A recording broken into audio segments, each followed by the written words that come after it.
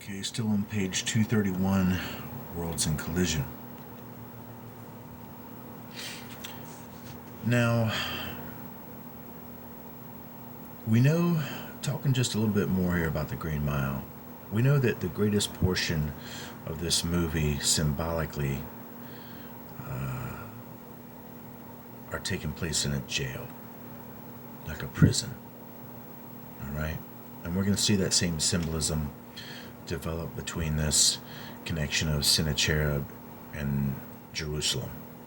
You know, the Judean king almost held captive within it. So we can see that that's being played out in the movie The Green Mile. And then we can see the connections to the Jangles and the Bojangles and kind of what this song is alluding to in our popular culture, Mr. Bojangles. Unifying the movie and this historical account. I mean, you can see that.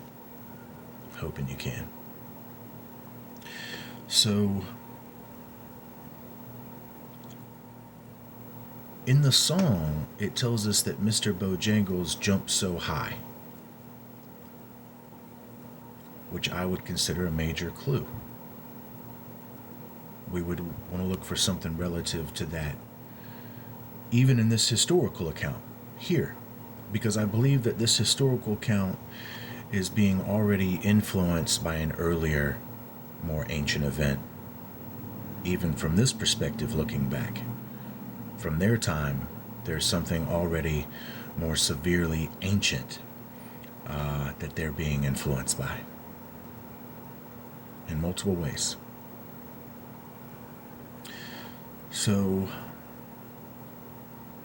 let's just look for the connection first for with this high jumping. You know, jumping so high. We've already seen the connections with the Assyrian, or maybe you haven't yet, but here would be an Assyrian mighty man, Ninurta, and he's being shown with wings. Okay, flight. And then we saw the bull itself being shown. Once again, another Assyrian depiction, deified persona with wings. So the flight thing is going to be very, very prominent. And it helps to begin to understand how this historical account can be influenced from an earlier, more ancient event. This one happening here, in other words, below, but being already influenced so heavily by something that might have happened above. And let's just take a look at this line from page 227. And I'll go ahead and read just this little chapter here. The record of the third campaign on the prism corresponds to the record preserved in 2 Kings chapter 18 verses 13 through 16. According to both sources, Sennacherib took many cities. The proud Hezekiah, the Judean, was closed like a bird in a cage in his capital, Jerusalem. But Sennacherib did not capture Jerusalem. He satisfied himself with a tribute of gold and silver sent to him at Lachish in southern Palestine. After that, he departed with his booty. So there's something here in the story, okay? Closed like a bird in a cage. We're going to get an easy semblance of a high location. But the high location in which you are symbolized now with a bird having the power of flight has in some way imprisoned you. Kind of like that jail that we saw in Green Mile. Kind of like how it's being described as a bird in a cage here, where somebody has been, in essence, even encompassed in some sort of way, maybe even in multiple ways. But nonetheless, that's what it's implying. And then when we do this, when we look at it this way and see that this could be an actual real historical event, this Sennacherib connection with the Judean king and the Jerusalem that we have down here, But because of maybe some sort of previous great, miraculous even, historical, almost globally known thing that could have happened in the past, many cultures have looked to that almost as some sort of, divine record of action and will, and maybe even prophecy, things to fulfill.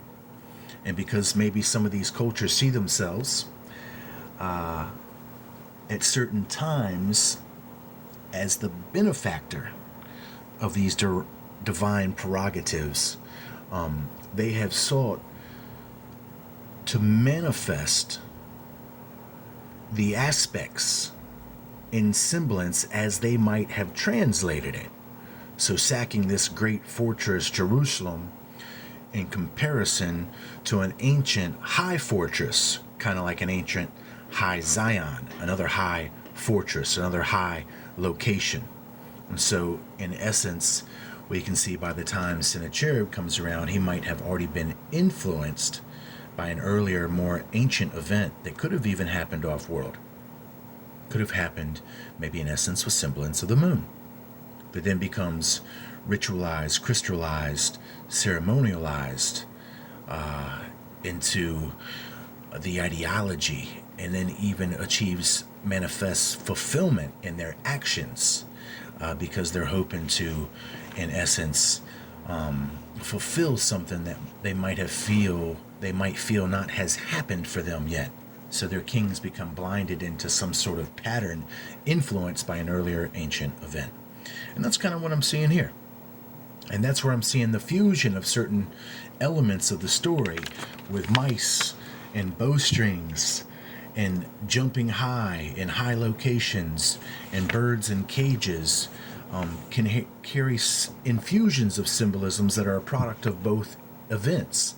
One of an earlier ancient account that could have happened off-world, and then the event that was influenced by it that happened on-world in a lesser reflection, and then those two symbolisms became infused in the cultural oral tradition thereof.